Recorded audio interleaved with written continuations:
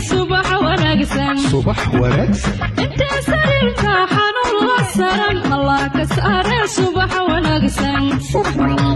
inta sariirta xanuun la saran Allah ka saare subax wanaagsan waa barnaamijkii subax wanaagsan subax wanaagsan subax wanaagsan inta sariirta xanuun la saran Allah ka saare subax wanaagsan inta sariirta xanuun la saran Allah ka saare subax wanaagsan waxaa soo iftiintay qorraxdii arooriyado shaaca ka qaaday maalin cusub oo hor leh waxaa wada dhaqaaqay dhammaan noolihii oo idil oo u kala dareeray kasab iyo tacliin waa la wada tilaabsaday isagoo qof walba umaanka ku hayo waqtigu waa sida seefta ee inta uusan ku goyn adigu go subax wanaagsan subax wanaagsan inta sariirta xanuun la saran Allah ka saare subax wanaagsan inta sariirta xanuun la saran Allah ka saare subax wanaagsan mar kale kula wanaagsan dunida meel walba oo aad ka joogtaan barnaamijka subax wanaagsan qodobada aad ku maqli doontaanna waxaa ka mid ah siyaasiyiinta ugu caansan beesha habargidir oo noqday mid ku jeesjeesa mid ka aamusa weerarkii dhiigga ku daatay ee lagu soo xiray weliba isagoo dhaawac ah siyaasiga caanka ah ee kasoo jeeda beeshaasi cabdiraxmaan cabdishakuur waxaad maqli doontaan afkaarta iyo fikradaha kala duwan ee siyaasiyiinta beesha habargidir ay ka qabaan weerarkaasi oo aynu mid mid ugu jeexjeexi doono barnaamijka hadduu alla idmo warar lagu kalsoonaa karo ay heshay janalka aftahan video production ayaa xaqiijinaya in dowlad shisheeye ay ka dambeysay amarkii lagu soo xiray siyaasiga cabdiraxmaan cabdishakuur weliba si bahdilaada looga soo qabtay hoyga uu ka degan yahay magaalada muqdisho waatuma dowladdaasi amarkaasi bixisay barnaamijka ayaanu ku soo qaadan doonaa hadduu alla idmo qodobada oo faahfaahsan ayaad ku maqli doontaan barnaamijkeenan arooriyaad magacaygu waa cabdilaahi balwaan barnaamijka subax wanaagsanna waxa uu gaar u yahay janalka aftahan video production waana mar kale iyo barnaamijkii subax wanaagsan subax wanaagsan subax wanaagsan inta sariirta xanuun la saran Allah ka saare subax wanaagsan inta sariirta xanuun la saran Allah ka saare subax wanaagsan mar kale kula wanaagsan dunida meel walba oo aad ka joogtaan barnaamijka subax wanaagsan iyo barnaamijyo fara badan oo aad u xiiso badan isla markaana ka faalloonaya siyaasadda Soomaaliya haddii aad doonayso inaad saacad walba la socoto fadlan ku soo biir janalka aftahan video production oo ka mid ah janalada afka Soomaaliga ku hadla ee ku yaala dhinaca YouTube-ka waad ka heli kartaa wararkii ugu dambeeyay waana hubaal inaad si weyn uga xirqan doonto fadlan ku biir oo ka mid noqo kumaanka kun ee ku xiran janalka aftahan video production waa hagaagii aan ku soo laabto barnaamijkii subax wanaagsan qodobada barnaamijka aad ku maqli doontaan oo idinku soo maqana waxaa ka mid ah siyaasiyiinta ugu caansan beesha habargidir oo noqday mid ku jeesjeesa iyo mid ka aamusa weerarkii dhiigga uu ku daatay oo lagu qaaday siyaasiga kasoo jeeda beeshaasi hoyga uu ka degan yahay magaalada muqdisho waa cabdiraxmaan cabdishakuur balse marka hore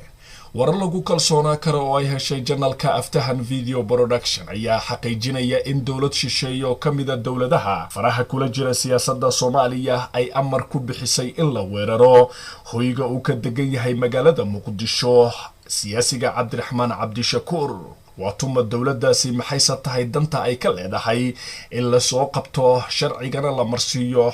cabdiraxmaan cabdishakuur waa warbixin kooban oo dabagala isla markaana aynu ku ogaanay xogtaasi isla markaana aan ugu talagalnay dhageystayaasheena in ay wax weyn ka ogaadaan amarada had iyo jeer ay maqlaan cidda sida gaarka ah gadaal uga riixayso haddii aad maqli jirtay cadowga koowaad ee Soomaaliya waa Itoobiya haddii ay dhagahagu ka bateen Itoobiya kaliya inay qasayso siyaasadda Soomaaliya waxaa jirta dowlad cusub oo ku soo korortay saaxada siyaasadda Soomaaliya isla markaana diidan qaybo ka mid ah dhaqdhaqaaqa ka jira gudaha waddanka Soomaaliya waa dowladda imika bixisay amarka in dowladda federaalka Soomaaliya ay weerarto hoyga magaalada muqdisho uu ka deganaha cabdiraxmaan cabdishakuur oo ka mid ah siyaasiyiinta ugu dhaqdhaqaaqa badan gayaga Soomaaliya. warbixin kooban oo sirtaasi ay qayb ka tahay waxa diyaariyay wariye ka tirsan janalka Aftahan Video Production oo muddo dabagal ku hayay isla markaana saacado badan indhaha ku hayay cidda amarkan ka dambaysa ilaa xogogaal ayuuna suxufigu soo xiganaya. sidoo kale wuxuu dabagal ku sameeyaa sida gaarka ah amarkan soo baxay iyo shacabka Soomaaliyeed waxyaabaha ay ka faa'iidi karaan. waatan warbixintii dabagalka iyo sirta janalka Aftahan Video Production uu ka helay qabashada cabdiraxmaan cabdishakuur. sirta la helay oo ku ogaatay ayaa sheegaysa in dawladda Qatar ay ka dambayso dhabarjabinta lagu sameynayo dhinacyada qaliijka la safan ee magaalada Muqdisho iyo dalka meelo kamid ah jooga. siyaasiyiin dhowr ah ayaa jeebka lacag $10,000 Mareykanka u gelisay si ay u kala furfurto ayaa la yiri siyaasadda madaxweyne Farmaajo. dawladdu uu hogaamiyo shakhsiyaadka diidan Qatar ayaa lacag iyo amarsiin waxa ay mas'uuliin ka tirsan madaxtooyada ay dul dhigtay si loo soo xiro kuwa ka soo horjeeda nidaamka ay wadaan ee dawladda ku dhex wataan iyagana gaarka u ah. saraakiil ka tirsan dawladda Qatar ay awaamirtaasi bixiyeen una fulintiisa amray Fahad Yaasin oo ah fududeeyaha dawladda Qatar ee arrimaha Soomaaliya isla markaana ah agaasimaha guud ee madaxtooyada Soomaaliya. waxay u muuqataa in cabdiraxmaan cabdishakuur uu heli doono taageero weyn oo kaga timaada UAE ama Imaaraadka Carabta sii deyntiisa iyo inta uu xiran yahay midood. waxaana macquul ah la yiri dagaalka siyaasadeed ee u dhaxeeya Qatar iyo qaliijka ay hadda xamar lagdanka uu ka furmi doono. subax wanaagsan inta sarirka xanuun la saran Allah ka saare. subax wanaagsan inta sarirka xanuun la saran Allah ka saare. subax wanaagsan wali waxaynu ku guda jirnaa barnaamijkii subax wanaagsan. qodobada idinku soo maqan oo aad maqli doontaan waxaa ka mid ah siyaasiyiinta ugu caansan beesha Habargidir waxay noqdeen mid ka aamusa iyo mid ku jeesjeesa weerarkii qaawanaa ee dhiigga uu ku daatay isla markaana ciidamada dawladda ay ku qaadeen hoyga uu magaalada Muqdisho ka degan yahay siyaasiga ka soo jeeda beeshaasi ee cabdiraxmaan cabdishakuur.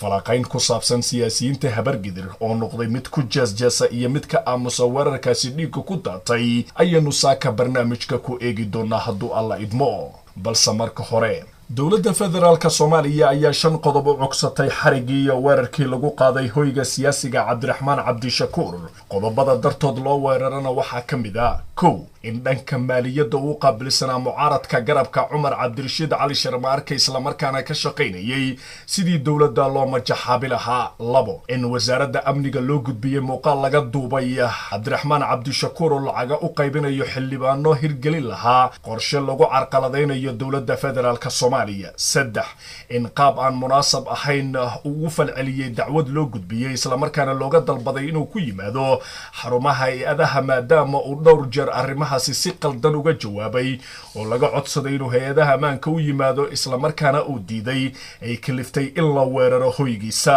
4 in hanjabaado aan munaasab ahayn uu hawada u mariyay mas'uuliyiin sare oo ka tirsan dawladda federaalka Soomaaliya taasna ay qasab noqotay in tilaab sharciya laga qaado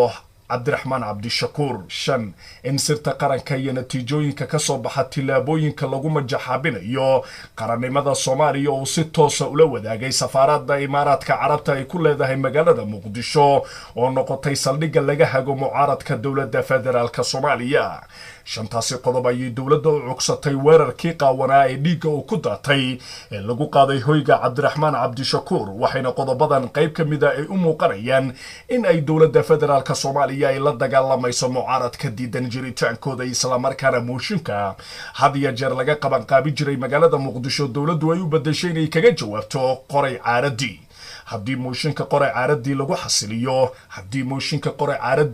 looga jawaabo waxaa muuqanaya in dawladdu ay noqonayso dawlad awood military la soo baxday isla markaana kaga duwan magacii markii hore loo maleynayay ahaa dawlad federaal ah. wixii ku soo kordha arrimaha iyo weerarka cabdiraxmaan cabdishakuur hoygiisa waxaad ku maqlataan barnaamijyadeena soo socda.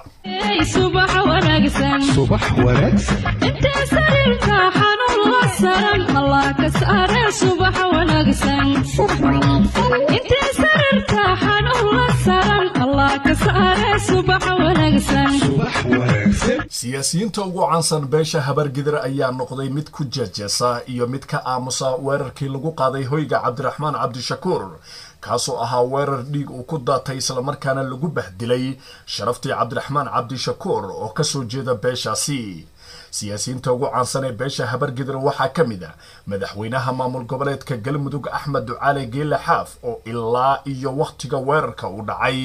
diiday inuu taleefoonka ka qabto qaabilo islamarkaana uu la hadlo waxgaradka iyo culimaa udiinka dhalinyarada beesha habargidir oo u ruclaynaya sidii ay jawaab uga bixi lahaayeen weerarkaasi ay dowladda ku qaaday cabdiraxmaan cabdishakuur isagoo dhaawacana qaab bahdilaad ah loo saaray mid ka mid a gawaarida gaashaaman ee weeraray hoygiisa.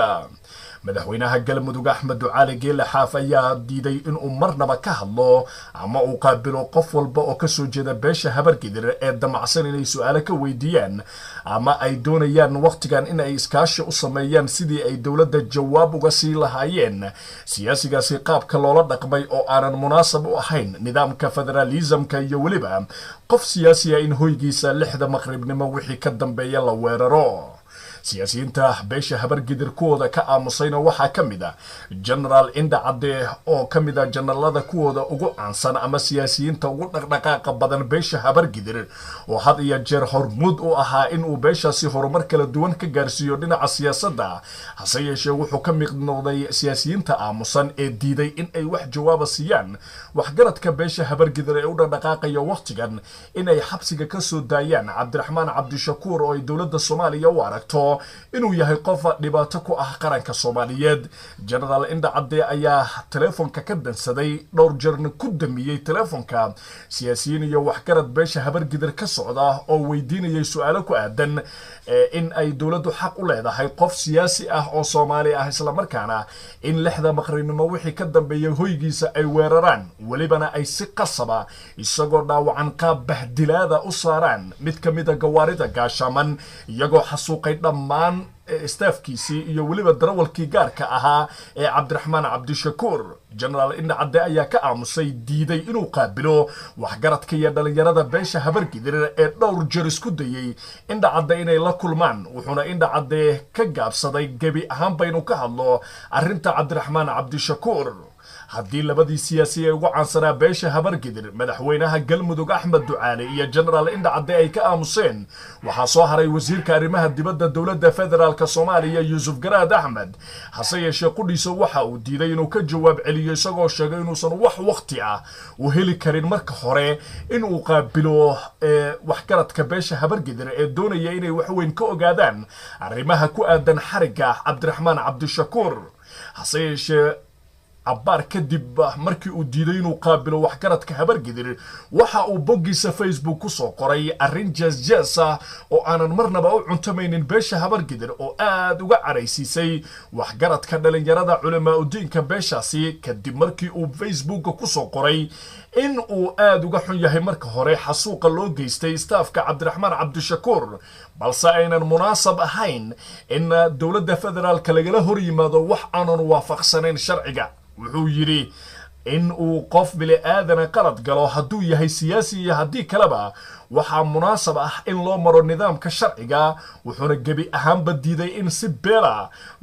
beel ahaana loo kulmo habargidirna ay falanqayso arrinta cabdiraxmaan cabdishakuur. wuxuuna yiri taa inuunan wax jaanisa u heli karin maadaama uu yahay qof mas-uul ah islamarkaana uu diyaar u yahay nidaam walba oo lagu xalinayo xagga sharciga inuu la tigsado. si jees ayuu arrimaha cabdishakuur u bareeray Yuusuf Garaad inuu uga hadlo waxayna qayb ka noqonaysaa siyaasiyiinta wakhtigan beeshaasi ka soo jeeda ee ku jeesaya bahdilaada cabdiraxmaan cabdishakuur oo siyaasi mar wasiir soo noqday mar noqday musharax madaxweyne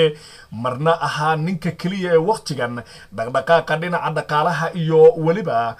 u dhaqdhaqaaqa xagga siyaasadda beesha habargidir wakhtigan u muuqanayay wuxuuna qayb ka noqonayaa indhihii beeshaasi oo sii baaba'aya markii loo eego qaabka loola dhaqmay cabdiraxmaan cabdishakuur. siyaasiyiinta beesha habargidir kuwa aamusay iyo kuwa jeesjeesay iyo wixii ku soo kordhaba waxaad kala socon doontaan barnaamijyadeena soo socda hadduu alla idmo. subax wanaagsan inta sariirta xanuun la saran allah ka saare subax wanaagsan inta sariirta xanuun la saran allah ka saare subax wanaagsan. guud waxaan intaa kusoo gabagabeynayaa barnaamijkii subax wanaagsan dhegayste adigu waad ku mahadsan tahay dhegaysiga iyo la socodka barnaamijka arooriyaad ee subax wanaagsan sharaf baynu ku haynaa dhegayste adigaynu ku qadarinaa dhegayste waqtigeenna adiga ayaanu ku siinaa dhegayste adiga ayaynu ku adeegaynaa dhegayste ulajeedkeenu waa mid dhegayste Soomaali inaynu sare u qaadna ayaynu dareenaynaa dhegayste waxaynu ka rumaynaa magaca saxaafadda madaxa bannaan dhegayste waxaynu waqtigeenna siinaa warar xog ogaal ah oo xaqiiqa isla markaana u muujinaya dhegaystayaasheena in arrimaha taagan ay si tartiiba ugala socdaan channelka Aftahan Video Production haddaba intaynu barnaamijka lamida ku kulmi doono waa bahdii barnaamijka oo isku duuban oo idin lehee annagoo isku xiisa qabnahaye subax wanaagsan subax wanaagsan subax wanaagsan inta sarirka xanuun la saran Allah ka saare subax wanaagsan inta